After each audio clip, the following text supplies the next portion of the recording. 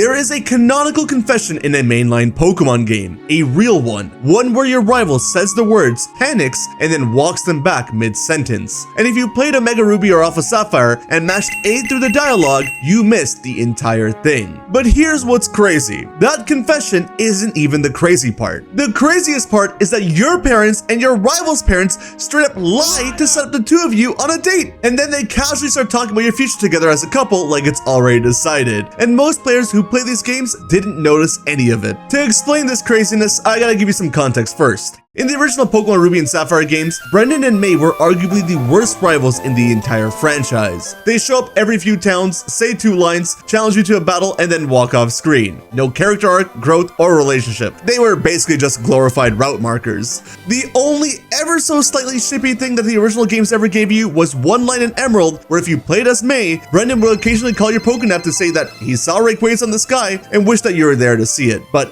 come on, man, this isn't anything. Because if I saw Rayquaza in the sky, I'd wish everyone I knew would be able to see it too. On the other hand, the Gen 3 manga was running circles around the games. If you know anything about the Ruby and Sapphire arc of the Pokemon Adventures manga, then you already know that Ruby and Sapphire, Brenden and May's counterparts, are basically a legitimate couple, and how it's single-handedly the greatest love story in all of Pokemon. Sapphire straight up says, "I love you" to Ruby in the middle of an apocalypse, and these words hold a lot of weight because of their childhood past, and because it causes Ruby to take a decision to protect Sapphire rather than let her in harm's way, which changes the very outcome of the end of the manga. It's really good. So for over a decade, the Gen 3 manga had this element of shipping, while the games had nothing. Forget shipping, the manga just had amazing characters written here, while the games had practically nothing. And then in 2014, the Ruby and Sapphire remakes came out in the form of Omega Ruby and Alpha Sapphire, and Game Freak clearly decided it was time to catch up. They didn't write Brenden and May from scratch, they did something smarter. They buried a full romance arc underneath the main plot, one that was quiet enough that you could play the whole game and miss it, but deliberate enough to catch it if you were paying attention. And it was without a doubt inspired by the Pokemon manga, a lighthearted Pokemon game adaptation of the shipping from the manga, if you will. Because while the manga's major reveal comes at the climax of the story, there were small tidbits of shipping sprinkled in there throughout the story. Similarly, Omega Ruby and Alpha Sapphire has these big moments in the climax and afterwards, while sprinkling in bits and pieces of dialogue and shipping moments throughout your adventure. The dialogue is largely the same nothing burger dialogue until nearly the midway point of the game, where there's extra dialogue that's been added in these games when Professor Cosmo is being abducted by the evil teams, and Brenden and May are asking you to join in helping save him. And when they see you actually come by, they're surprised you even show up. Brenden,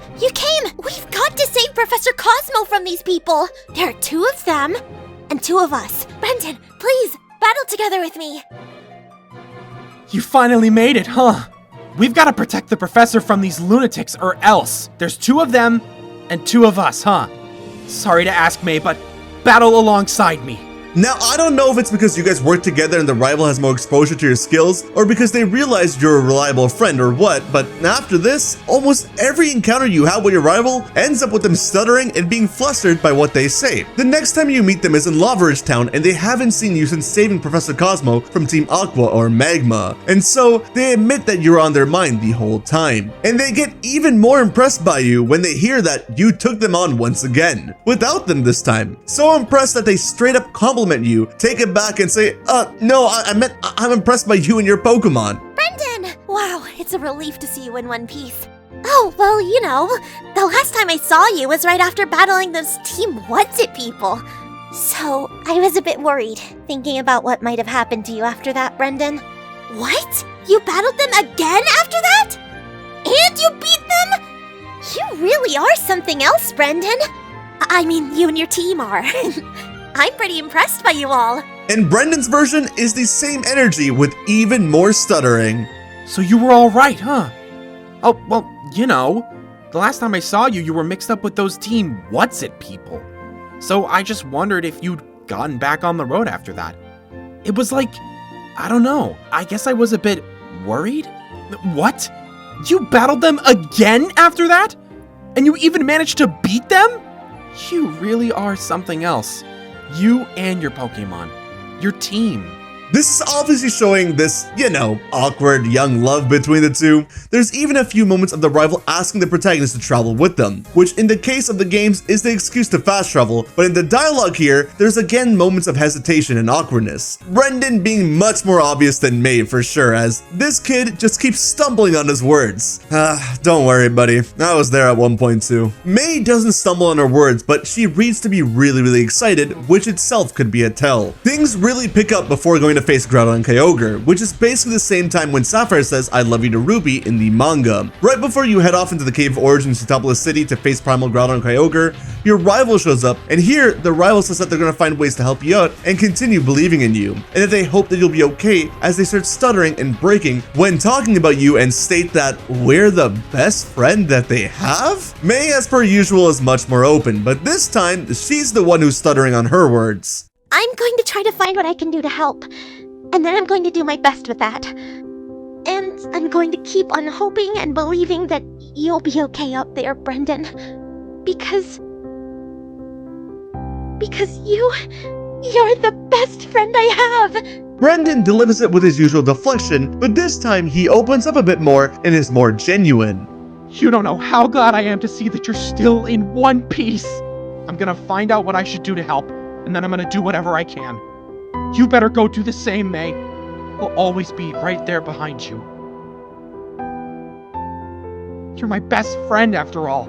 Hey, where is this going? Why are we all of a sudden best friends? This may just read like a normal friendship at first, but I don't know, man. Because after you beat the legendaries and everyone leaves, they're super glad that it's just the two of you. And a sigh of relief there for the cherry on top. That's us in a Pokemon game, alright? They start talking about how the two of you became trainers at the same time. How you started this journey together, but how lately it started to feel like you've gone somewhere they can't reach. And then they start complimenting you and say it's basically lonely without you? Oh man. May's is more obvious with Brendan's being similar, but with his signature walk back tacked in the end. Phew, and it's finally just the two of us again. So I've gotta say, thanks for everything you've done for our region, Brenden. You know, I thought we were supposed to have set out from Little Root together, but you, Brenden, it seems like you just keep getting further and further ahead of me. I even started to feel like you'd gone somewhere that I can't even reach. It's pretty lonely, you know? Not? What would you think if I really said something like that? Phew. Feels like we can finally relax, huh? I guess that now's the time to say thanks for all that you've done. You know, we set out from Little Root at the same time, but it seems like you're just dashing ahead by yourself and leaving me behind. Feels like we're not even on the same level anymore, you know? It's kinda lonely thinking like that. Or it would be if I really thought that. But, well, you did do something pretty amazing. Okay, what they're really saying is that you've progressed so far that it feels like they're being left in the dust, but it could read as a soft confession of sorts as well. But even if this isn't, it clearly sets up some kind of motivation for them to catch up to you by the end of the game. So they're not entirely just joking here, and you may be thinking that I'm going too off the rails with their confession thing, but it's about to come back full circle in just a bit. After you beat the Elite Four and become champion, there's a post-credit scene that turns a slow burn up another notch. Your rival ends up waiting for you to head home together because the two of you started this journey together, and so they want to end it side by side as well. Which, may I add once again that this was the exact same notion in the Pokemon Adventures manga, which, by the way, if you want to learn more about the Pokemon Adventures manga, then definitely be sure to subscribe, as I've had many detailed videos about the manga on my channel. And if you made it this far into the video, then you'll definitely be happy with my other content. Any which way, when asking to go back home together, May giggles a bit, and Brenden acts like a tsundere and stumbles on his words. Welcome back, Brenden. I just thought, that since we were both here and all, that I'd wait for you. We set out on this journey together, right? So maybe we should finish it together too. So, come on, let's go home, back to Little Root Town. Welcome back, May. I just, we set out on this journey together, right? So maybe we should finish it together too. Don't go trying to read anything into it, though. Now, come on. We're going home. Back to Little Root Town.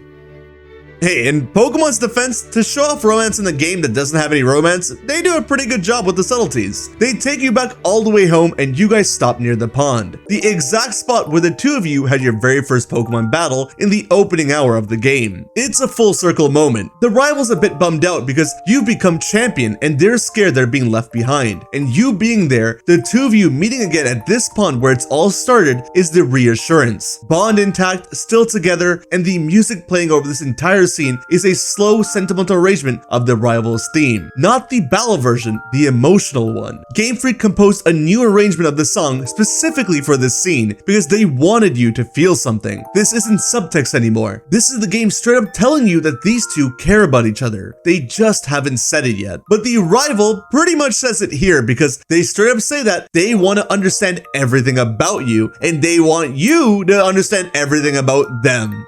Here we are on Route 103 again. Wow, it's so nostalgic, you know? Oh, remember that pond? This is where we first battled, isn't it? Brenden, could you do something for me? Come on, let's battle one more time. I want to know what you saw on your journey, how you felt, and what you experienced out there. I want to understand everything about you and your Pokemon, Brenden. And then, I want you to understand everything about me and mine. Man, this is nostalgic. Back on Route 103, huh? Remember that pond over there? This is where we battled for the first time. Huh. Hey, do me a favor? Come on. Let's battle one more time. I want to know about what you saw on your journey, how you felt, and what you experienced out there. I want to know all about you and your Pokémon. But that's not all. I want you to know all about me and mine. Come on, guys. They want us to understand their feelings. This has to be a soft confession, no doubt. It's basically them saying, I love you, but you don't know that, and so I'm gonna make you understand that, and I hope I get to understand you as well. In a nice way, of course. But that's basically what this is. And after this battle, the assumption is that the rival basically succeeded in making this happen. Because in the post-game of the Delta episode, you two are on a date. Here's how the Delta episode opens up. You wake up in your bedroom in Little Road Town, you come downstairs, your mom and your dad, Norman, are waiting, and he has a pair of tickets. These tickets are for the Litlianid meteor shower viewing at Moss Deep Space Center, which is basically the event of the year in the Hoenn region. Norman explains that he and your mom were planning to go together, but he has gym leader duties and can't make it. Remember this. I promise you, this is important. And then standing there with a pair of tickets and nobody to give them to, Norman turns to his own child, the player, and does the single most shipping thing any parent has ever done in a mainline Pokemon game. He tells you to take the tickets and to invite the neighborhood kid, not a friend, not a trading partner, the neighbor, to the god dang meteor shower show. Your dad is handing you the 2 tickets he and your mom were going to use on date night and specifically telling you to take them to the show. Your parents are openly shipping you with the next door kid, with the kid that is their friend's kid. Is this why we can't have any more dads in Pokemon games? Because they look out for the children in other ways that the moms don't approve of? But then right as you're about to leave, this plot gets interrupted. You walk outside and immediately run into Zinnia. And when you get into your rival's house, you see them hurt and on the floor. Zinnia broke into their bedroom through the upstairs window, stole their keystone from them, and left. So the Delta episode starts by setting up this date and then physically preventing the date, and then from that point forward, every single beat of the Delta episode is finding new ways to delay them. Chasing Zinnia to Petalburg, Granite Cave, Meteor Falls, but no meteor shower. You go to Devon Corporation, you go to Mossy Space Center, not to watch the meteor shower, but to launch a rocket and asteroid. You get the gist. Every single one of those events is the universe conspiring to prevent these kids from going to the Stars show. Your rival isn't with you for any of it. They're back in Little Root Town waiting because they got knocked down in their own bedroom. And the player is the one out handling things. You have to save the planet from an extinction level asteroid before the game will let you take your friend to the meteor shower. And then finally, you catch a few legendaries and stop Zinnia and a world-ending disaster, and the game takes you to Moss Deep Space Center one last time. And what do we see before we get to go on this date? Our parents and their rivals' parents all shipping us. Our parents basically sold us off to the rivals' parents immediately. Look, all 4 of the kids are basically talking about how both the kids are happier with each other around, and that all they ever do is talk about their Pokemon and their friend, and that everyone basically approves of us together. And then Norman, our dad, tells Professor Birch that he hopes that they'll continue looking after us. The player character? What? This is exactly what I mean by selling us off. Okay, in all fairness, this could be Norman telling Birch as a professor that he hopes that he can keep looking out for us as a trainer, but I'm not buying it. This discussion has been around the four of them, and if you look at it from the shipping lens, this reads as Norman asking both of the rivals' parents to look out for us in the years to come as family. I don't know, man. Either way, it's pretty crazy. Parents be wildin' in the only games where anyone has a dad, but anyways, enough about the oldies. You and your neighbor head off to the meteor shower and look around and have some fun in the Space Center, with them even blushing here and there. And the two of you finally get to watch the show together. Your rival looks up at the falling stars, and the lines that they deliver pretty much seal the deal. That was amazing. So those are the Litleonids. I'm really going to need to thank your dad for this one.